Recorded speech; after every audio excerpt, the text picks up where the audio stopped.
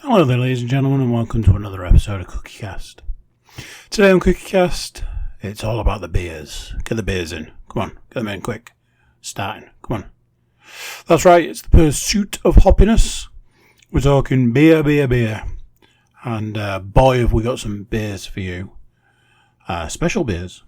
That's right, special beers. If you are checking us out on YouTube, then give us a little subscribe, give us a little like, drop us a comment, let us know.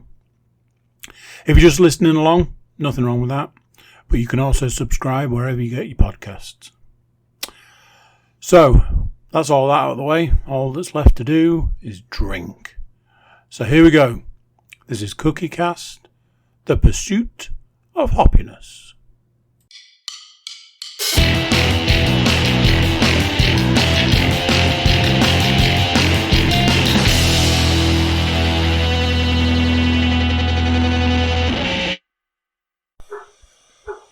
This meeting is being recorded. Thank you, lady.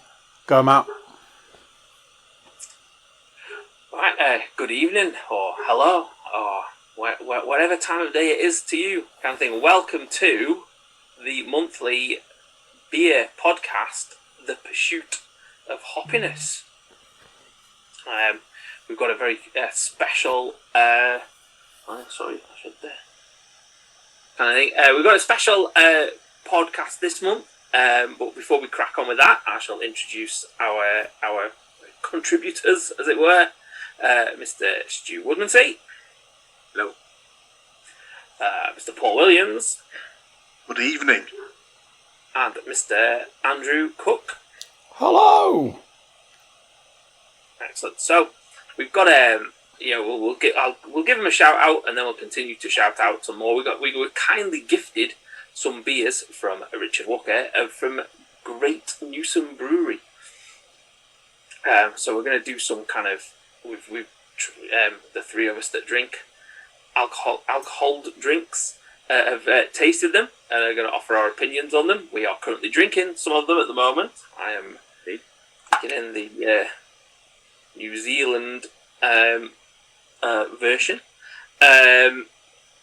But we're going to start the podcast as we start every month with everybody's beer of the month.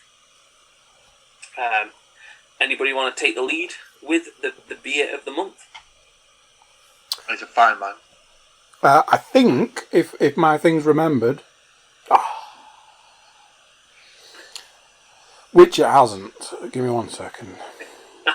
Because I had an absolute delight of a... Well, I'll dive straight into mine while you guys find yours. I had a beer of the month that was beer of the month for, well, kind of, it will take you behind the kind of things. It was beer of the month for 3-4 weeks, and if we would have recorded this if England hadn't have done so well to then fall so short, we would have made this about a week ago. And if it was about a week ago, it would have been the Upper Case, which is the Cloudwater and Trillium Brewing Company from Canton in Massachusetts. Their 6th birthday collab, Dipper, New England Dipper, which was a 9%. It was fantastic. But unfortunately, at the last minute, it was pipped to the post by my favourite, and what should be everybody's favourite brewery, Wylam Brewery, came through with the greatest, just a little shout out to Mr. James Williams. You can't download the future, so particularly on message for the craft brewery kind of side of things, and it was just such a good IPA. It was like an international IPA, and it was just. I've said it before, I'll say it again, and I'll say it in a couple of months' time when we actually look at Wylam Brewery. If someone said to me, right, where am I going to go? Which brewery should I go to get good IPAs? I'm like, hey, get yourself down to Wylam, and this was just a prime example of just.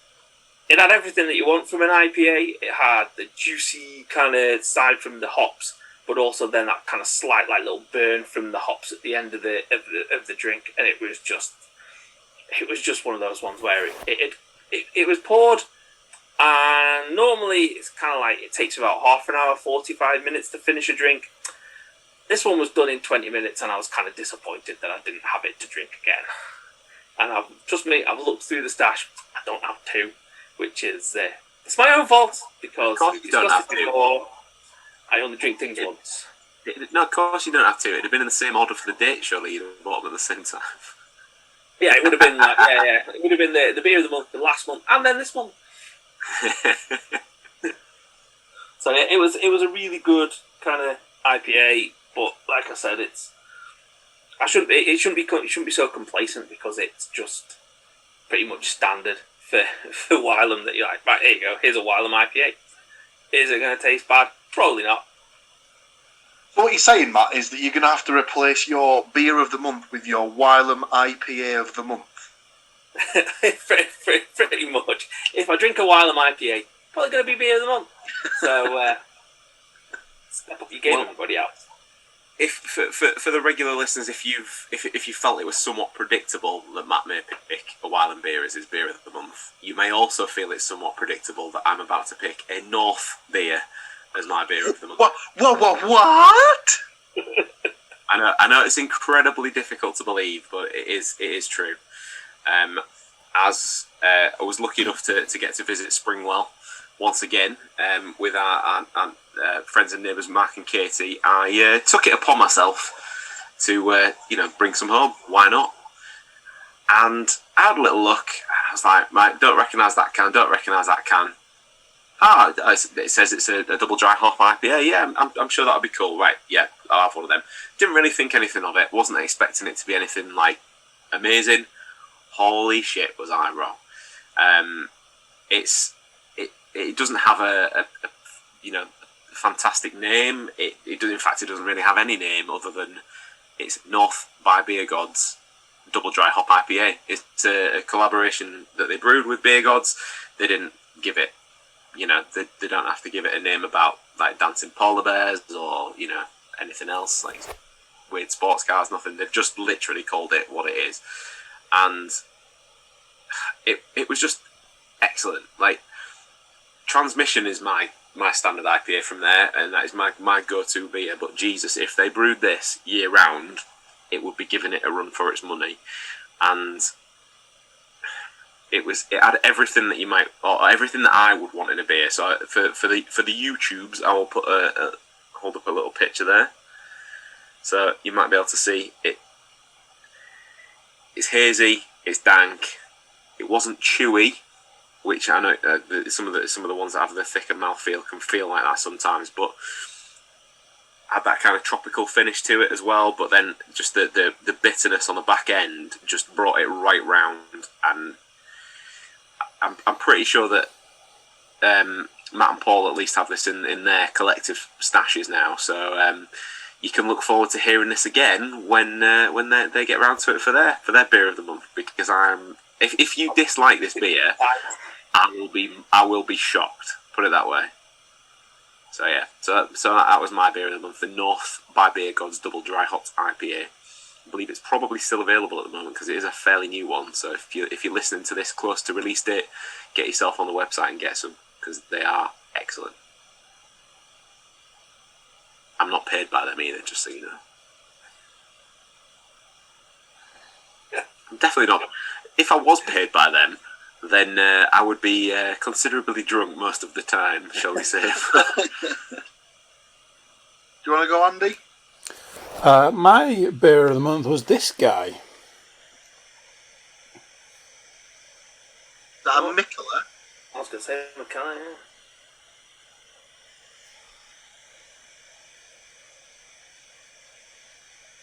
Ooh, Primitive ale with raspberry beer. So the fact that this isn't listed as a sour, I was completely baffled by. It's like, how is this not down as a sour? It was a proper wow. Yes. It was a proper knock your socks off kind of drink. Like every sip of it was like, that is good.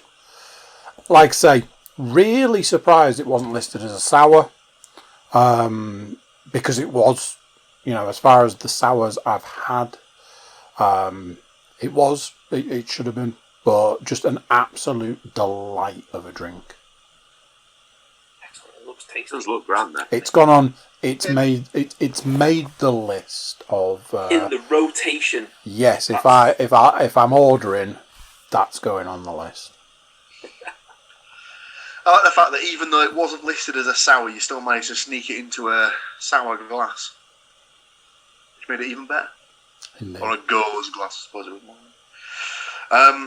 Keeping on the theme of the continental beers, my beer of the month comes from a Polish brewery called Funky Fluid, and it was called Tropical Smoothie.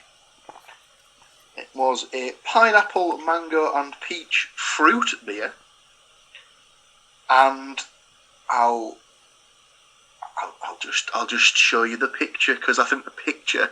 Sorry for you listeners, but you have to treat yourselves and look at the YouTube for this one, because all I'm going to say is look at how dank and chewy and juicy that one looks.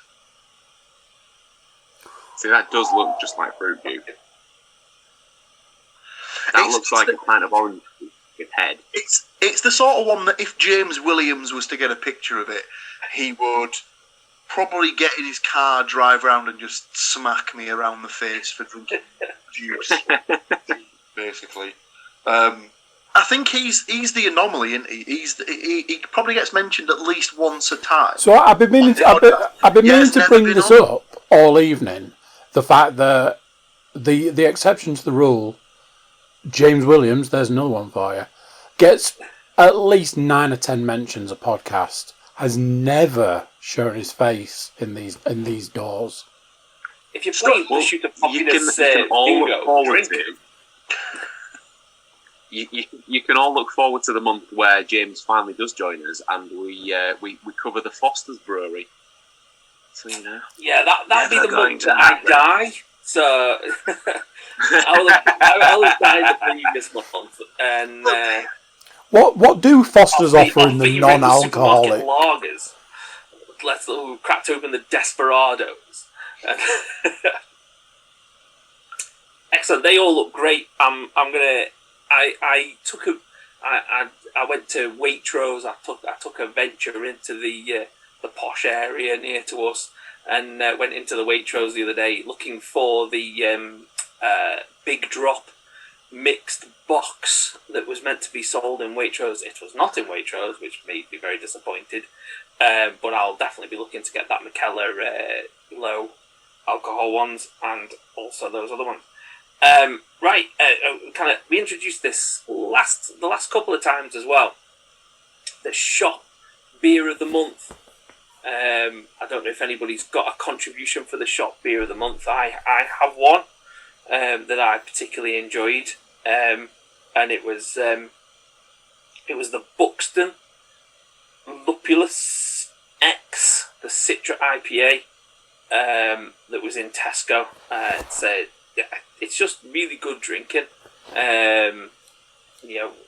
Obviously at the moment Tesco has a variety of offers with their club card kind of thing. I think it was £2 when I bought it. I think it's now in some kind of buy 4 for however much. They're actually doing that one in 4-packs as well. Straight up 4-packs from the shop. Yeah. It's just a great beer. I mean, if you're looking for, and I'm notoriously stingy with my stash because there is only one of most beers in there, so I don't share with others when they come round to visit. So I will go and buy some beers from the supermarket to share with my pals, and I would not be ashamed to hand that beer over to somebody else. It's really, really good. It's kind of nice and, again, that kind of like juicy, kind of thick kind of texture to it. Really, really enjoyable. Yes, that would be the shop beer of the month from me. For me, my choice was made easy because I've actually strangely only had probably one supermarket beer in the last month, and luckily for me, it was actually pretty good. So Sainsbury's are another of the supermarkets that tend to have upped their game of late, I think, and their craft section is getting more and more diverse away from it just being Brewdog. Maybe they've got some kind of thing that they want to actually have places that supply them that deal in human rights and things. But we'll get to that some other time. But this is mine, and it was a rainbow sherbet sour. And for those of you not on YouTube, the can is entirely decorated with rainbow laces, as in the sugary kind that used to melt your teeth from the shop when you was a kid.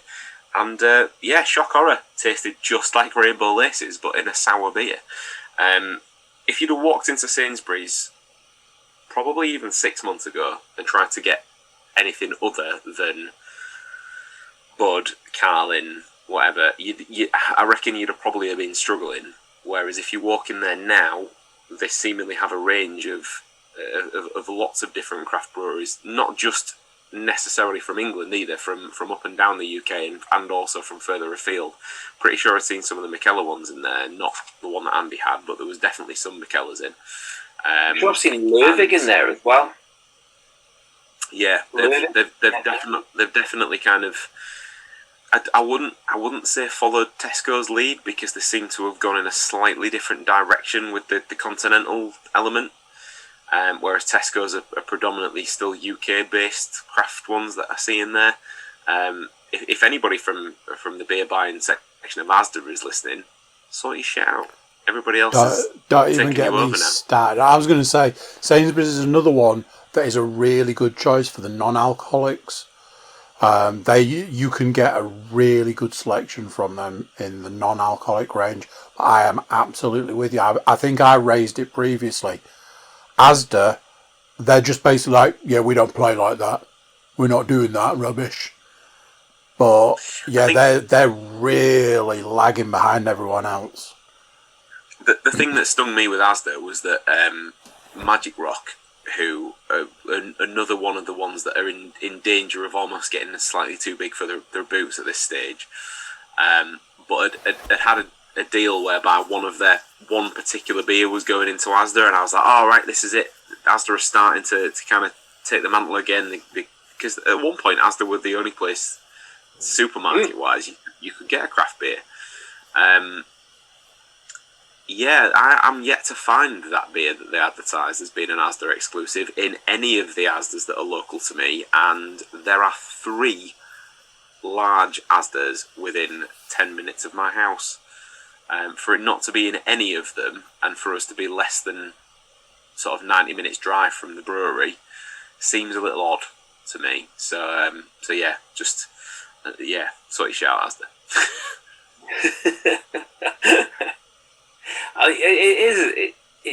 It's good to see like some of the supermarkets switching onto it, but yeah, it's kind of going to be interesting to see whether they kind of continue it on more, or see kind of whether they can get more variety in there.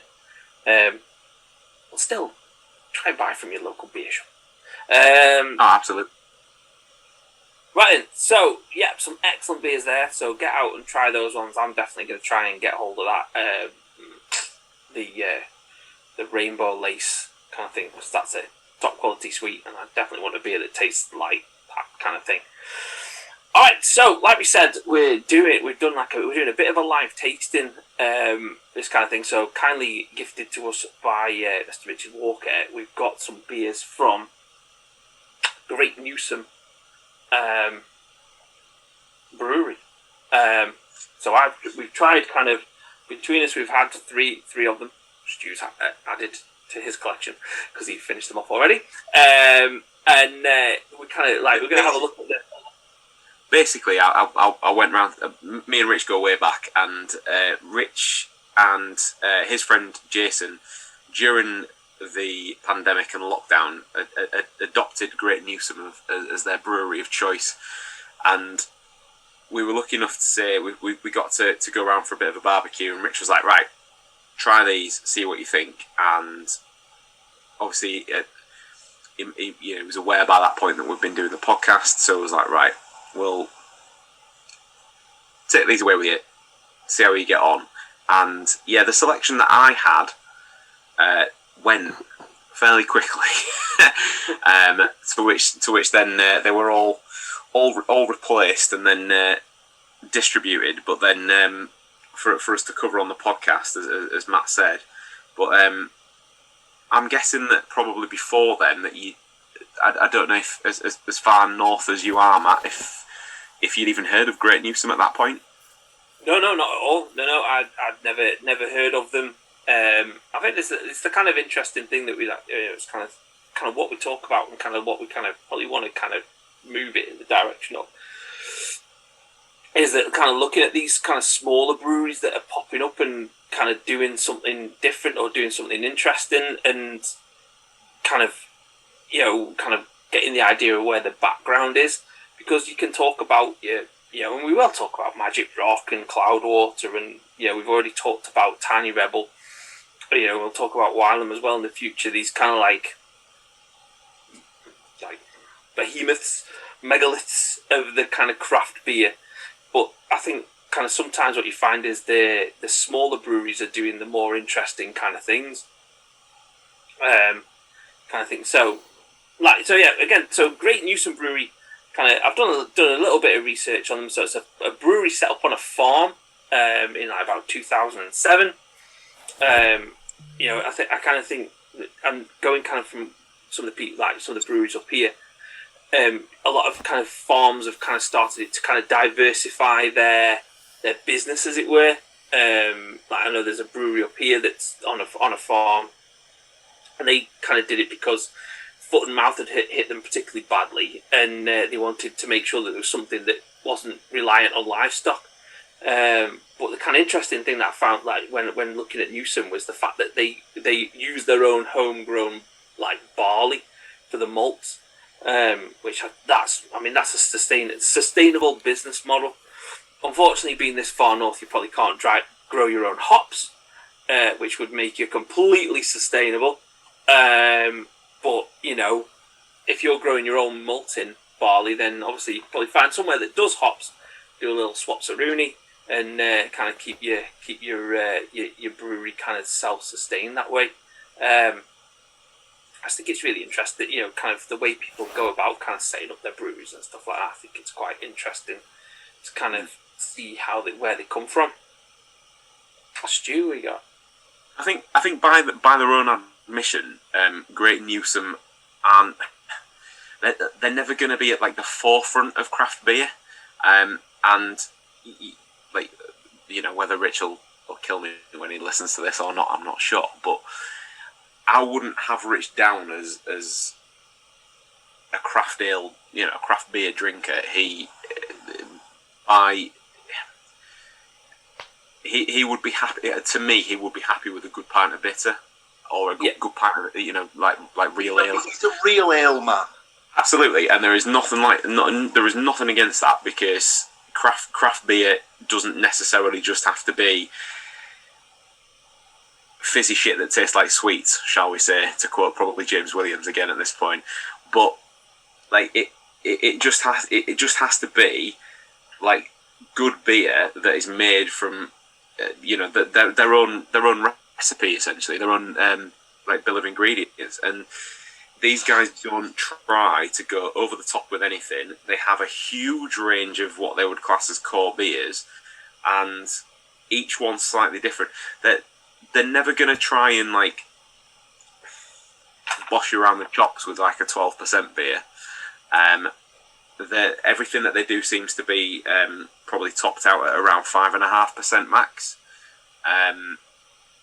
down to about, from what I've seen, sort of 3.8 as the lower end. So the very much a sessionable beer, which for the real ale stuff, if you went to a pub and you saw that they had this on cask, for me personally, I would not be I'd be thinking, right, cool, I can have 3 or 4 of them, and I'm not I'm not going to worry about it. Like it's not going to send you like doolally from the ABV, but you're also going to really enjoy what you're drinking. I think it's the unfortunate thing of it's the kind of they who shall not be named, the way they set their business model up kind of 15, 16 years ago was this kind of anti-establishment going against the real ale kind of group and picking fights with camera and all that kind of thing. So the real ale and the craft ale have become this separate group when actually both sets of people want the same thing. They want decent beer that's well made and that's looked after from the moment that it started to the moment that it's put in a keg or a cask or whatever they want. And I think it's kind of blurred. It's become this blurred, not a blurred line. It's become like, right, you're either a real ale drinker or you're a craft beer drinker, and you kind of think, yeah, if I walk into a bar or a pub or something like that, I'm probably going to be drawn towards the craft ale because I know what I'm going to get. But a good pint of real ale is up there with a craft kind of thing, because some of the craft stuff you get is it's just weird for weird's sake, and pushing kind of things and stuff like that, and I just think it's become this kind of like battleground to sit yourself on of like this, is it real ale or is it craft ale? What is it good? I think that's the thing for me is it a good beer to drink? And like I said, I've had now I'm going to butcher this, the prickly back option. Yeah, no. We'll make a Yorkshireman of you yet, Matthew. Wrong side of the country. And I had that kind of probably a couple of weeks ago. I really enjoyed that. It was a really nice kind of beer to just drink. And I think sometimes, and I'm guilty of it as well, of like, oh no, it's got to be kind of juicy as fuck, hopped out, and kind of proper kind of mess with you kind of thing. And sometimes it's nice to have, we probably all started in the same kind of thing of drinking real ale beers. We'd moved on from like Foster's and Grolsch and whatever else. Yeah, the kind of stuff that you drank before. And I'm including myself in that, to kind of drinking something else that perhaps had a taste to it, or a bit more of a taste to it, or a bit more something behind it. So that kind of forgetting real ale is not something that I've gone out of my way to do. It's just the kind of taste evolved kind of thing. But I really enjoyed that. I had the Fine Fettle, is it? Yeah. I had that one just, and again, it's really kind of tasty beer, really easy to drink. There's not that kind of like, and I'm going to admit it, sometimes I finish a craft ale beer and I'm like, I can't even face another one because that one's been not a slog, but it's been like, my almost like my taste buds have been numbed with everything that's gone with it. Whereas you're like, all right, yeah, I've had that one, and then I've moved on to the Corum, the kind of New Zealand. As I was saying, New Zealand hops in that one, which again, is a big thing in the craft ale at the moment. And if you have a New Zealand kind of IPA, it'll taste completely different to this, but it's what they're doing in the brewing process. But this is a really nice kind of drinkable beer. That goes back to what I was saying before, though, that they're not going to try and do anything wacky or weird with it. They will use the different hop and the same like sort of malt bill and stuff, and the process to give that beer its, the hop makes the beer different, the process doesn't, if that makes sense. And that's what gives a variation with it. Like as a personal taste, obviously I don't drink lager, but just gassy beers in particular, because of the type of beers they make, none of them are gas to the hilt. They're never going to leave you feeling like bloated. And the point that you'll take away from it is the different flavour profiles, and you might have a pint or a bottle of the pricky back option, and then you might have a pint or a bottle of the Koru that you've got, and that the mouthfeel and the texture of it is probably very similar. Because again, it's brewed in a very similar way, but just with literally they've done it so the differential is that hop.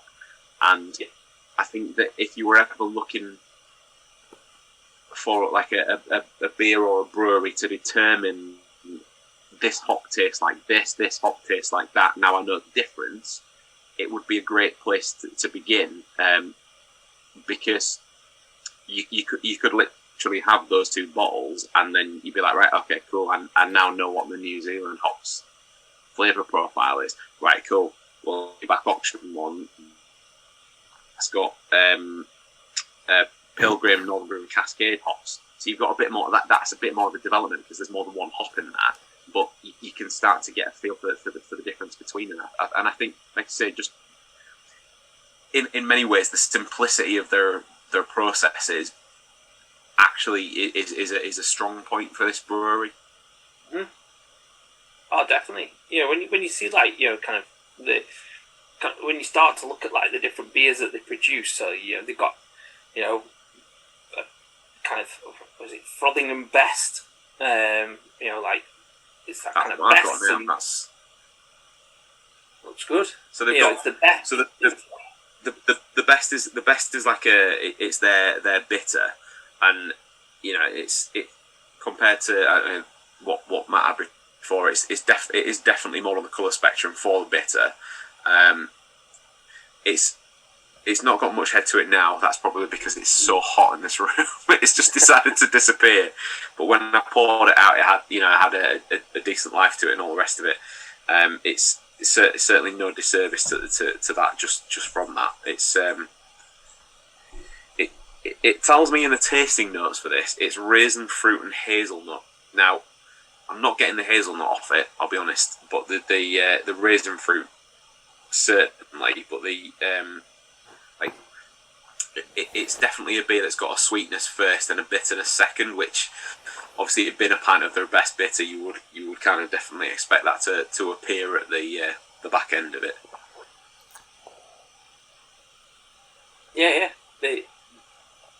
It's one of those ones where you kind of like, there's quite a few kind of like, obviously we talk about kind of ones we'd like to try. Kind of like looking at them, kind of like the stouts sound really good. So like Licorice Lad's stout, if there's a kind of hint of licorice taste to it, that always makes me interested in a stout. The beer again, kind of the beers are tasted really good, and kind of they're nice and easy to drink. Paul, have you got?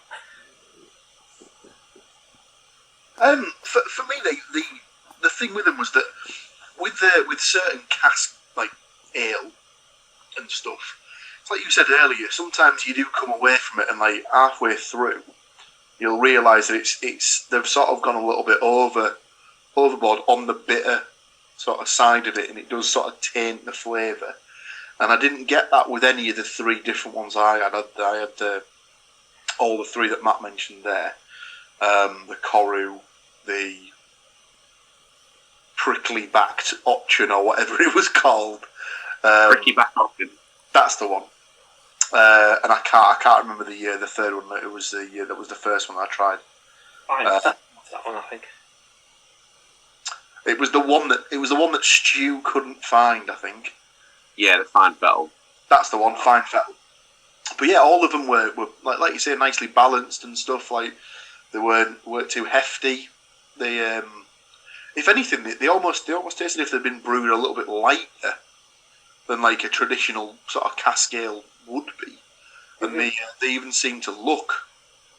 They had the sort of the eye to them. They were a bit like brewed a bit lighter. So I don't know if that's that they've used like a lighter malt in the brewing process. Maybe that's just giving it that lighter flavour. But it's even sort of lifted the taste, so it doesn't taste as harsh as some do. But I'd certainly I certainly wouldn't be against if I walked into a pub and they didn't have any craft stuff on, and they only had cask cask ale, and I saw that was on offer.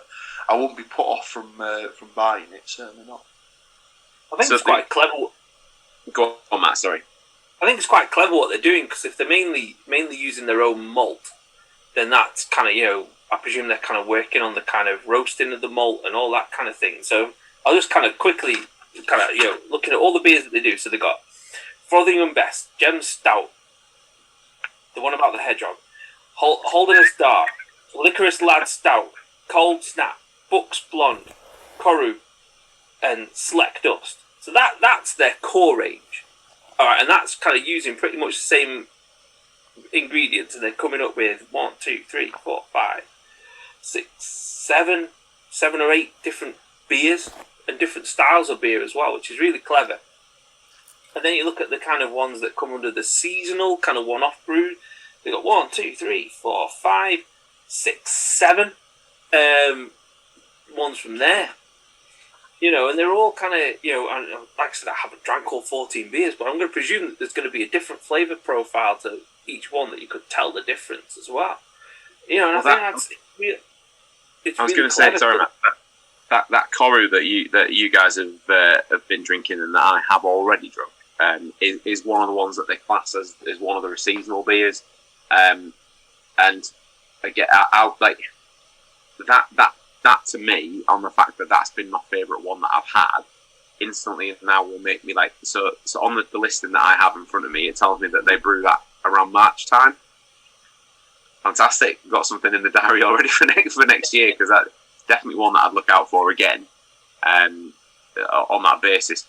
If anybody's actually interested in trying something and keeping score, the next release that they've got a July release, which is an Elderflower Power beer.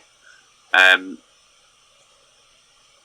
in August, they've got one which, for somebody, like we say, we talked about how simple they do things so far. The August one is a beer called Finkel, and it tells me that that's a fruity American-style IPA, and it's lychee, peach, citrus. Oh, nice. That sounds really good. Is the flavour profile. So that, to have that in a real ale kind of style craft beer would be definitely be looking out for that. Definitely. I wonder, in a kind of a this is going to sound ridiculously stupid, what I'm about to say, which will surprise no one. But I wonder if they've adopted like the principle like a curry house, but in beer. So a curry house will make like a base curry for the evening, won't they? But then they'll just add different spices to that base to make different curries. Now I wonder if they've made like a base brew, and then they just add in the different hops to flavour, or like whatever beer it is they're trying to do for that particular month. I don't know enough about the brewing process to sort of know if that's a legitimate thing you could do, but it almost sounds like that's the. I presume it is, because one of their beers it's called Pig's Ear, and I think when I read about it, I think they added black malt to one of their brews, and they just produced a different beer, and they're like, oh shit, and then they tasted it and they're like, oh no, that's worked. We'll kind of serve that up and kind of go from there. So I think they must go from like a base kind of recipe, and produce, and it's really good. Like the 3 beers that I've drank have been really good, and like I said, I started with real ale, like kind of when I moved away from drinking the kind of standard stuff. And, I've moved away from drinking real ale kind of thing, because I found a lot of the kind of bigger real ale companies have kind of gone along that line of like not being that tasty anymore, kind of losing that flavour kind of thing, and not being interesting to drink, and then that kind of forces you in the direction of the craft kind of thing, because then you're kind of searching for that kind of something slightly different. But if there's it's marketing, isn't it? We've kind of spoken about this before, that everybody's got a little bit of kind of like a magpie kind of tendency towards them, to kind of look at that kind of interesting can, or the kind of artwork, or the kind of something that draws you in, and the craft beer companies have kind of got that down to a T because they have the local artist who comes and does the cans, or their in-house artist who does the cans, whereas your real ale kind of folks aren't. They're still kind of generally serving things in a bottle. They haven't gone for the big fancy logo, but they're probably producing some decent beers, but they're just kind of off like a hidden road, kind of talking about that. Kind of, me and Stu did the beer day at he's changed it. It's Yorkshire Beer Itches now, isn't it? It's, and their beer was absolutely fantastic, and you kind of like, hang on a minute, and hardly anybody will know about it. What you'll probably find is most people kind of in Hull and the kind of local area will know about them, but apart from that, there's not going to be a massive amount of people knowing about. And their porter, the stout that we produced, absolutely awesome. Mm-hmm. Is it Lady Lagrosse was there. Lady Lagrosse, which is, and that's like what 7-point-something percent. It's a brutal kind of like ABV, and it's really, really tasty as well. But I think it's that kind of thing of real ale is kind of unfortunately kind of getting pushed down a little bit by the kind of dominance and the kind of aggressiveness of craft beer kind of thing, which is it's a shame in some ways, but it's kind of. Matt's just touched very briefly on like the marketing side, and if you get the chance to see some of the Great Newsom stuff, obviously by all means visit their website, greatnewsombrewery.co.uk. You'll be able to see the branding predominantly features around a dog. That dog was a real dog. It was called Gem when they first opened back in 2007. Gem's not around anymore, but the information that I've seen leads me to believe that if you were to visit the brewery, you would be welcomed by descendants of Gem who still live on the farm now. But also the names on their website, it does give a meaning behind the names. All of the names generally feature from local dialect. So, seeing as Matt has struggled with the hedgehog one, as it'll now be forever known. Pricky-back option, as we've said, is a hedgehog one, but it's determined because in Yorkshire dialect, pricky-backed urchin would be pronounced as option, and then the beer took its name from that. So other stuff like the Sleck Dust blonde beer that they have, Sleck the Dust in Yorkshire, it literally means quench the thirst. So, they're based on a farm, lots of dusty work involved in the combine harvesting and things like that. So dusty work is thirsty work, as they say. So Sleck Dust became the name for that beer, and that was kind of off to the races with that one. There's a whole host of other ones that have different stuff. Obviously, Gem Stout is a little bit more straightforward. It's not named after the dialect. It is purely just named after their dog. I'll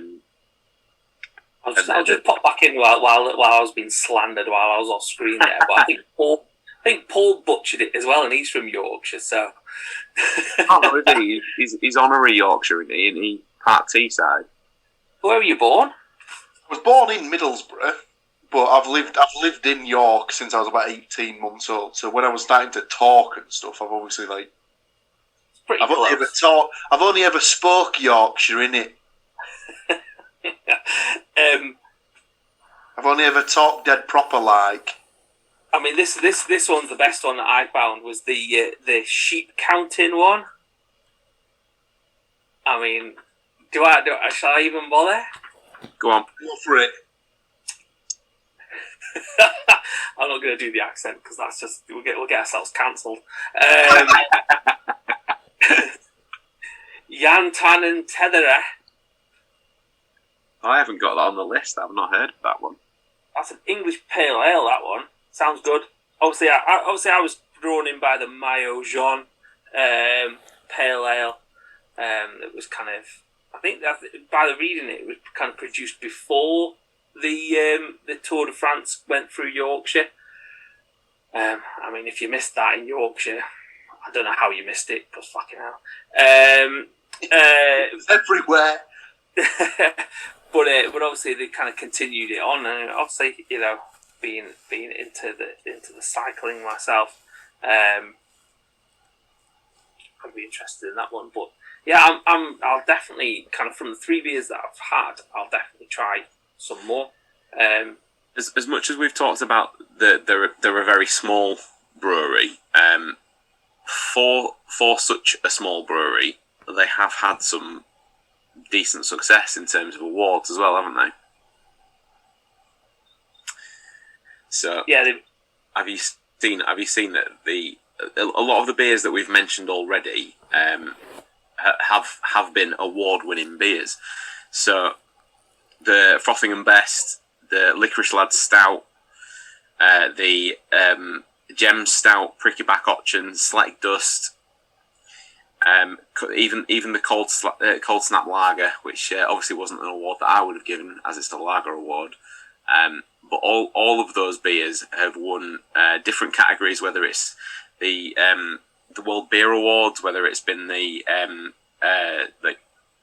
SIBA, or which is the National Cask Beer Competition, or I'm not sure who administers this, but the Great Taste. If you Great Taste Awards are definitely a thing, as these guys will definitely tell you. But if you don't know what I'm talking about, if you've had a bottle of beer or a can of beer with this logo on, you will definitely have seen it. I'm gonna see if I can put that up there now. I don't know if you can. So if you've ever seen that logo before on a beer that you've bought, so they may be small, they may not be sort of particularly well known to the wider public, but within the industry, they all also have a good reputation for producing quality. I think that's the thing, because the beer drinkers kind of particularly kind of definitely with the real ale kind of thing, they're very fussy, very particular, very kind of they won't let anything slide with it. And so if they're picking up awards and that amount of awards, then they're definitely doing something right. I think it's generally like sort of like your cask. Like, obviously not trying to offend anyone here, but your typical cask ale drinkers, like your good old boys generation and stuff like that. It's your sort of your 60 and 70-year-old folks who've like they've put their shift in. And now they just want to go down the pub and have a couple of pints with their mates and just relax. And normally it'll be that they'll just have a pint of whatever the local cask bitter is, and they'll just sit there for 3 or 4 hours and just while away the time. So they know that they're sort of set in their ways a little bit, and that they've been drinking it for the past 30 or 40 years, and they're just used to it. So they're not one for changing.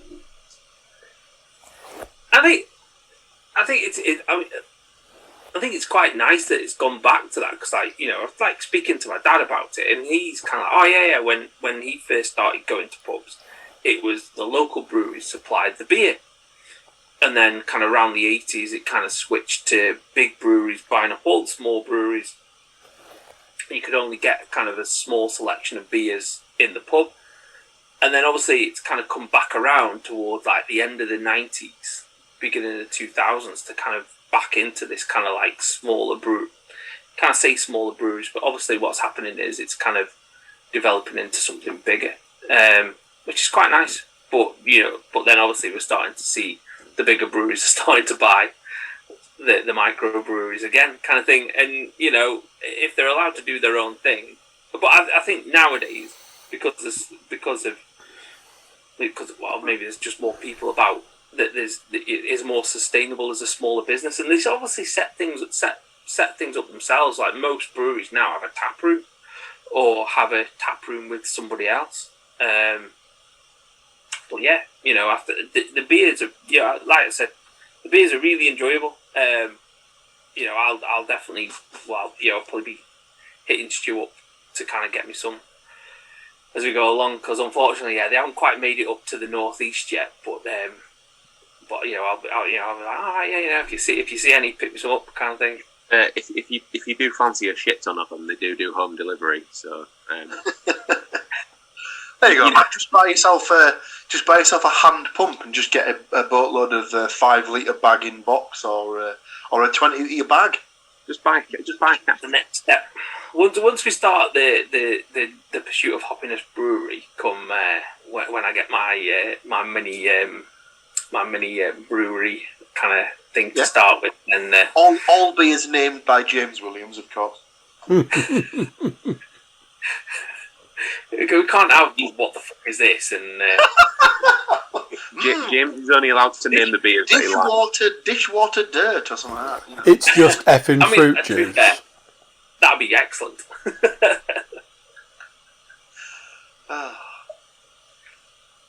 Right then. So again, thank you to Rich for supplying us with those beers and helping us find a brewery.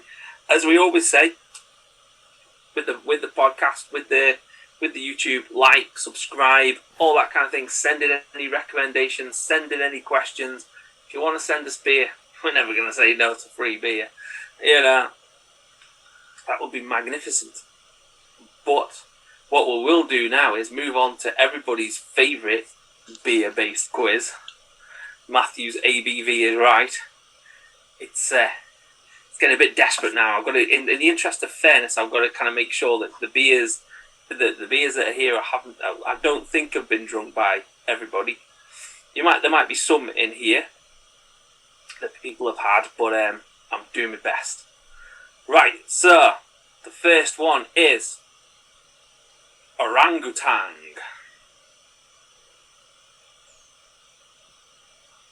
Well, I'm gonna stick my neck out on that one and say it's probably some kind of orange infused IPA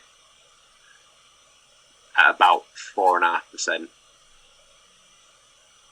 Okay. I think the name is very much a red herring, and it's definitely nothing to do with the flavour. It's literally just a name they've put on it. I'm going to go with a New England Pale 5%.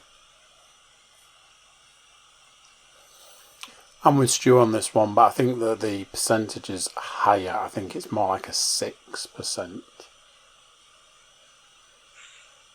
So again, with some kind of orange-infused IPA. Well, you know, Mr. Williams been going with the red herring, ironically, with orangutan as well, has let him down completely. It's not a red herring at all. It's a Tangerine Brett Sour by ABC Brewing Company, I think is in Manchester. But The Alphabet Brew. Alphabet, yeah. Is it? But absolutely nailing the ABV on the dot is Mr. Stuart Woodmansey. 4.5%. Yes. Get in. Carrying on, this is like a mini tribute to Paul here. The next one is red-handed. If he could grow hair on his hands. What's that they say about hairy pan? Okay. So the next one is red-handed. So being the winner of the last one, Stu either has the honours or can put other people into bat. Mixing my sport metaphors there. If it's red-handed, the name lends to it being either some sort of, again, red fruit-based beer or an amber ale. I mean, I doubt it's going to be like a bottle of brewing in a can. So I'm gonna lend it more towards the red fruited beer. And why not make it a sour at that? and why not make it about 5% at that? Okay.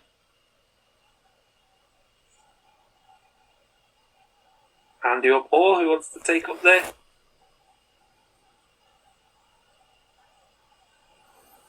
I've got something in mind, so I'm just waiting for Andy to drop his bomb. I think this is the actual red herring. I think it's just a standard IPA, and I think it's going to be 4.9%. So on the similar level of Stuart is amber ale. I just think it's an actual red ale, and I will go with 4.2%. Well, after being red herringing himself the last time, Paul pulled it back with absolutely smashing the type of beer. It is a red ale. See, red seeks out red, and it is 4.5 again. So again, he was the closest with that one. So next one, this is the one you guys will probably know. It is the Tropical. From memory, which is possibly a bad thing, that is the location beer, if I'm not mistaken. And the can is a little tropical, as it says. Tropical. So, if I remember rightly, is it fair for me to go first if I remember it? Or do I go last? I don't know. Paul's got the honours, so Paul's got the honours, so he can. I'm sure I can see the can, but I can't remember for the life of me what style it is or what the ABV is. So I'll see the can. Just read it. I think Stu needs to go last. But I'll go. Oh Christ! Tropical.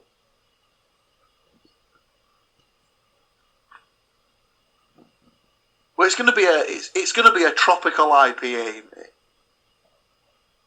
Mm-hmm. I'll go with 6.2%. Okay.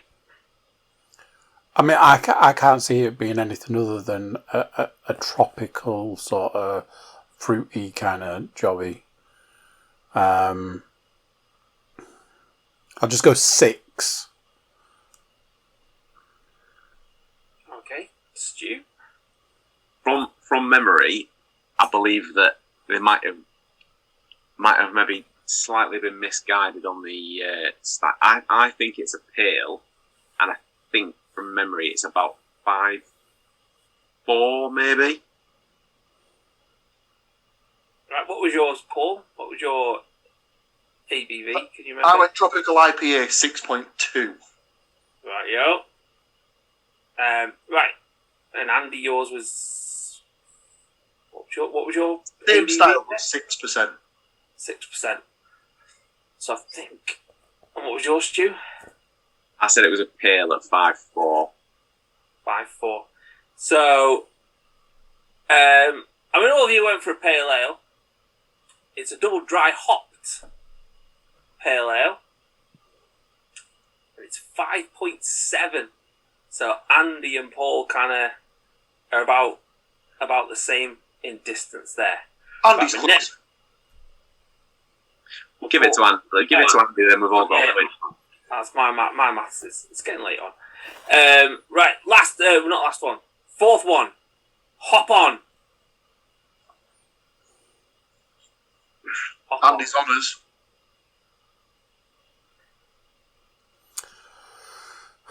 I think it's another double dry hop. But I think it's like a 4.8. Okay, good. I think we might be on to our first dipper of the evening. So I'll go double IPA, 7. Okay, yeah. I'm going to go for, since we haven't specified this type of IPA as yet, I'm going to go for a New England IPA at 5%.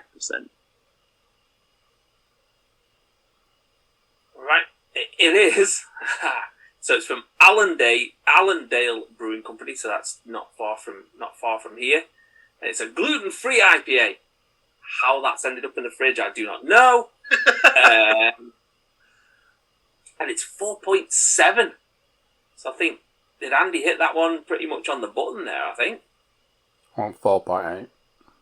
4.8, yeah. Last one. Old Freddie Walker. Jesus Christ. If he watches this, this will be the point he just turns off. Old Freddie Walker.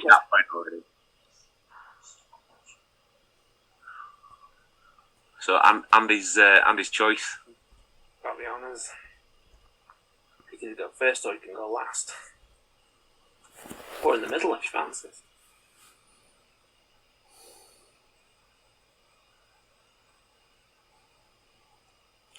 American Pale Ale. 6%.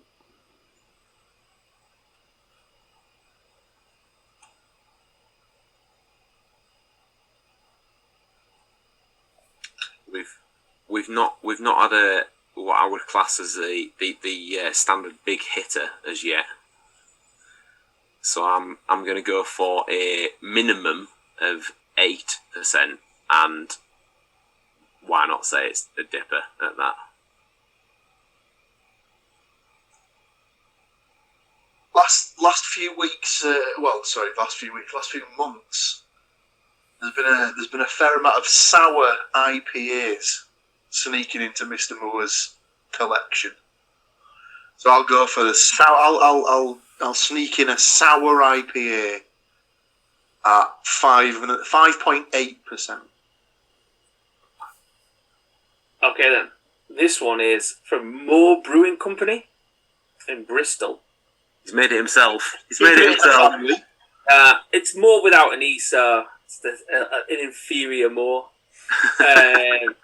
You can have all. Tell us after you've drank it at least. It's like Mr. Cook. He's got the E on the end.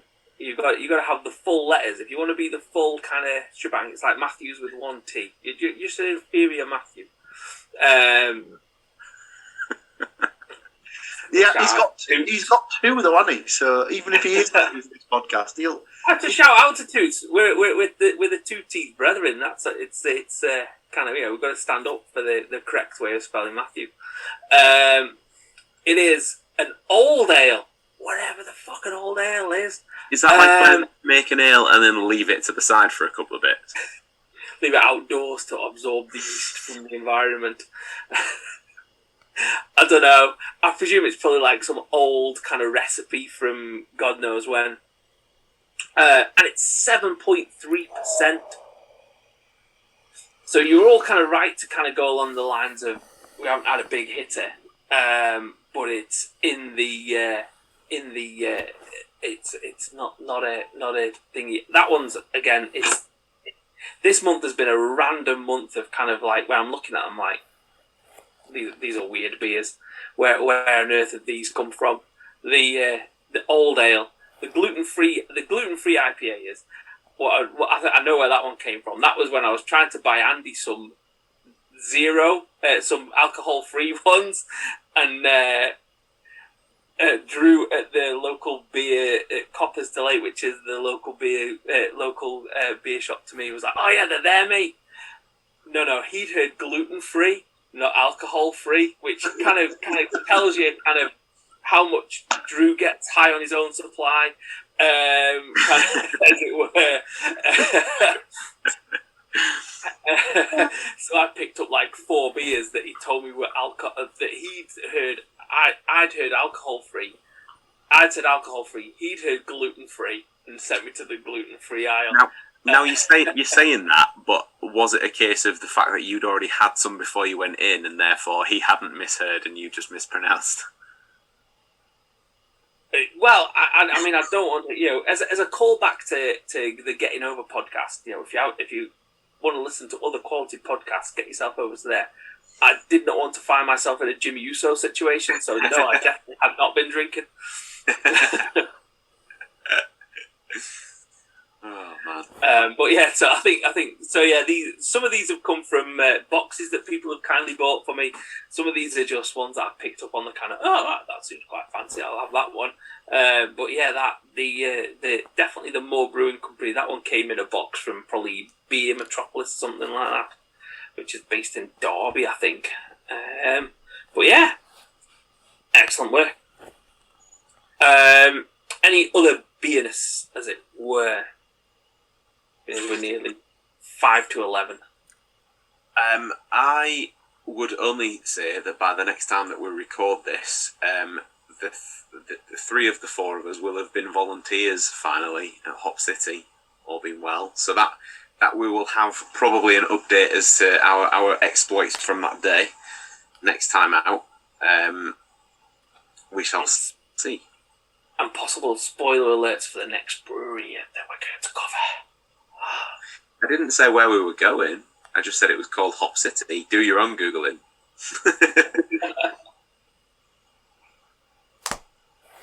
So yeah. Everybody good? All good. What's that? Always great to share a beer with you, gents. And anybody else who's listening. Remember, like, subscribe, watch us on YouTube if you really want to. Which you do. Come on. And yeah, thank you very much. Cheers, mate. So there you go. What do you think to that? Another one done. Another few beers sunk. An enjoyable time had by all. If you are watching us on YouTube, great. Do subscribe while you're there, because that's an amazing thing to do. If you just like listening to us, that's fine. But if you could also subscribe wherever you get your podcasts, that would be amazing. So there we go. That's it for this one. I'm going to say bye, and I'll see you next time. Or should I say cheers?